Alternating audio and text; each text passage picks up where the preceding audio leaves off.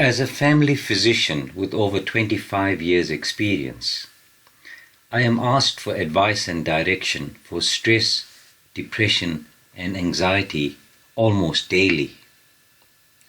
After sifting through a problem and working out a plan, I am often asked to suggest a book or self-help resource to assist navigate a personal turmoil. Unfortunately, most of what I have come across is either far too technical or so convoluted in detail that they miss the big picture. In my experience, the last thing that one needs when grappling with an emotional turmoil is to get tangled up in a process of defining stress, depression, or anxiety. We all know what it is like to feel significantly low, sad, vulnerable, and hopeless. And the reality is that we are likely to phase in and out of feeling stressed, depressed, or anxious. My experience is that very few people are interested in the nuances of a psychiatric definition of their condition. Most recognize that they have an emotional upheaval that is beyond transient.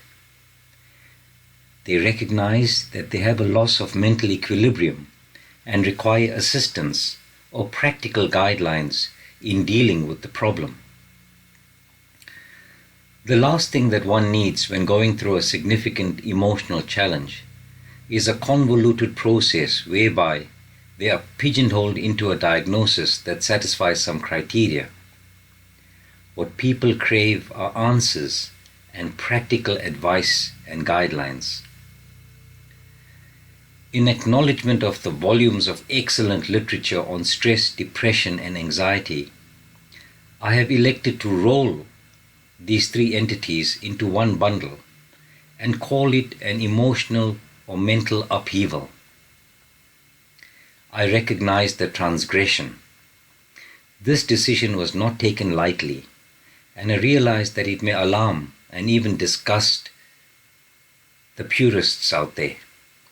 I make no apologies for this approach. The aim of this talk is to cut to the chase and provide answers. I will include a discussion towards the end of this process with a brief overview of some aspects of stress, depression, and anxiety. My primary intention is to focus on the needs of an individual facing a crisis.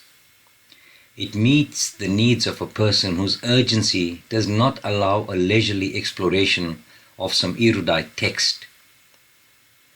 This talk presents a concise, easy to assimilate few chapters on the essence of emotional turmoil and practical strategies to not only survive the process but to come out stronger.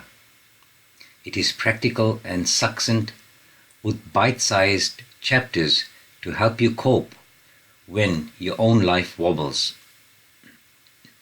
I have aimed to enable the principles I use to be absorbed in one or two short sittings.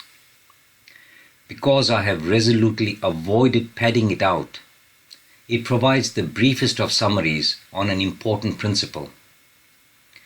To get the best out of these talks, one needs to listen and consciously reflect on the message. You may then need to apply the concepts to your own special circumstances and see how it may be of use to you. At this stage, it may be prudent for me to introduce a disclaimer.